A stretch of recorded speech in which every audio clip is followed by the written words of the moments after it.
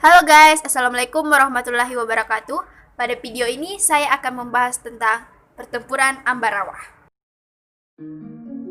Tempuran Ambarawa terjadi pada tanggal 20 November, berakhir tanggal 15 Desember 1945 antara pasukan TKR melawan pasukan Inggris.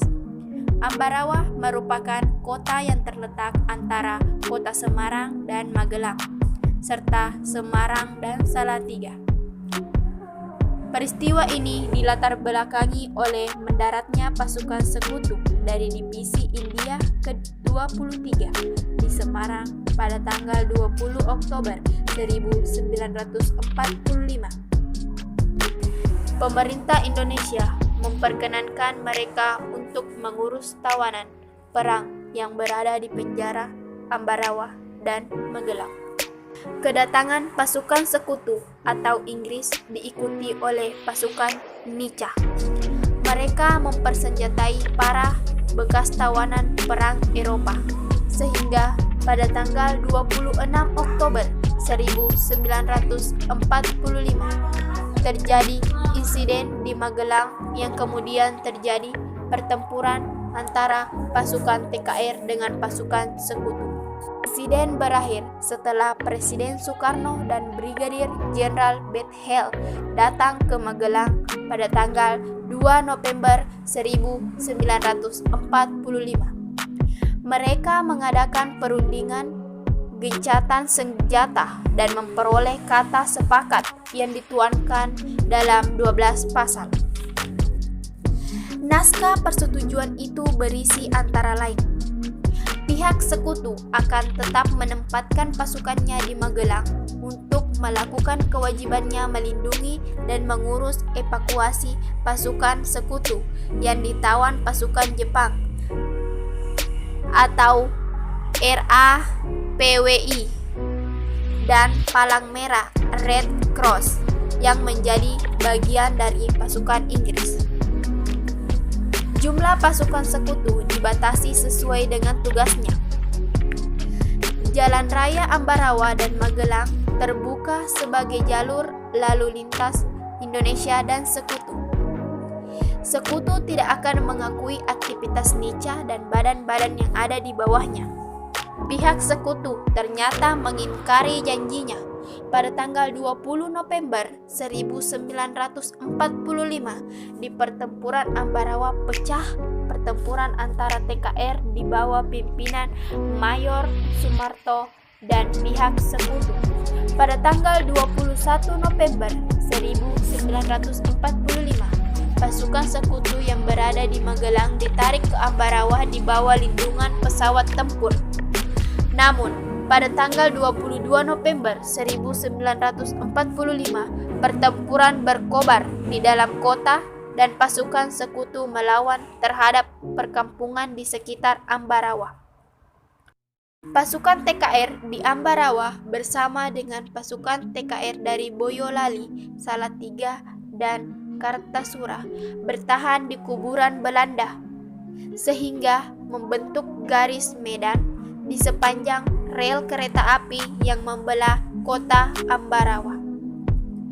Sedangkan dari arah Magelang, pasukan TKR Divisi 5 Purwokerto di bawah pimpinan Imam Anrongi melakukan serangan fajar pada tanggal 21 November 1945.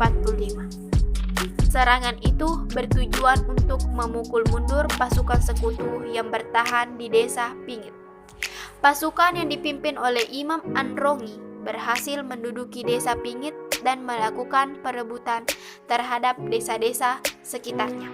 Kemudian, batalion Imam Anrongi diperkuat 3 batalion dari Yogyakarta, yaitu Batalion 10 di bawah pimpinan Mayor Soeharto, Batalion 8 di bawah pimpinan Mayor Sarjono, dan Batalion Sugeng. Akhirnya musuh terkepung. Walaupun demikian, pasukan musuh mencoba untuk menerobos kepungan itu. Caranya adalah dengan melakukan gerakan melambung dan mengancam kedudukan pasukan TKR dengan menggunakan tank dari arah belakang. Untuk mencegah jatuhnya korban, pasukan TKR mundur ke Bedono dengan bantuan Resimen 2 yang dipimpin oleh M. Sarbini, Batalion Polisi Istimewa yang dipimpin oleh Oni Sastroatmojo dan Batalion dari Yogyakarta. Mengakibatkan gerakan musuh berhasil ditahan di Desa Jambu. Di Desa Jambu, para komandan pasukan mengadakan rapat koordinasi yang dipimpin oleh Kolonel Holland Iskandar. Rapat itu menghasilkan pembentukan komando yang disebut Markas Pimpinan Pertempuran. Bertempat di Magelang, sejak saat itu Ambarawa dibagi atas 4 sektor, yaitu sektor utara, sektor timur, sektor selatan, dan sektor barat. Kekuatan pasukan tempur disiagakan secara bergantian pada tanggal 26 November 1945. Pimpinan pasukan dari Purwokerto, Letnan Kolonel Isdiman, gugur. Maka sejak saat itu, Kolonel Sudirman, Panglima Divisi 5 di Purwokerto, mengambil alih pimpinan pasukan. Situasi pertempuran menguntungkan pasukan TKR. Strategi pertempuran Ambarawa. Musuh terusir dari Banyu Biru pada tanggal 5 Desember 1945. Setelah mempelajari situasi pertempuran pada tanggal 11 Desember 1945, Kolonel Sudirman mengambil prakarsa untuk mengumpulkan setiap komandan sektor. Dalam kesimpulannya dinyatakan bahwa musuh telah terjepit sehingga perlu dilaksanakan serangan yang terakhir. Rencana serangan disusun sebagai berikut.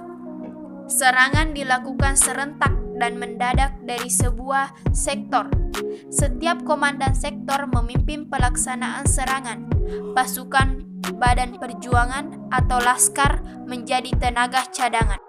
Hari serangan adalah 12 November 1945 pukul 4.30. Akhir dari pertempuran Ambarawa terjadi pada tanggal 12 Desember 1945 dini hari. Pasukan TKR bergerak menuju sasarannya masing-masing. Dalam waktu setengah jam, pasukan TKR berhasil mengepung pasukan musuh yang ada di dalam kota. Pertahanan musuh yang terkuat diperkirakan di Benteng William yang terletak di tengah-tengah kota Ambarawa. Kota Ambarawa dikepung selama 4 hari 4 malam. Musuh yang merasa kedudukannya terjepit berusaha keras untuk mundur dari medan pertempuran. Pada tanggal 15 Desember 1945, musuh meninggalkan kota Ambarawa dan mundur ke Semarang. Sekian video penjelasan tentang pertempuran Ambarawa.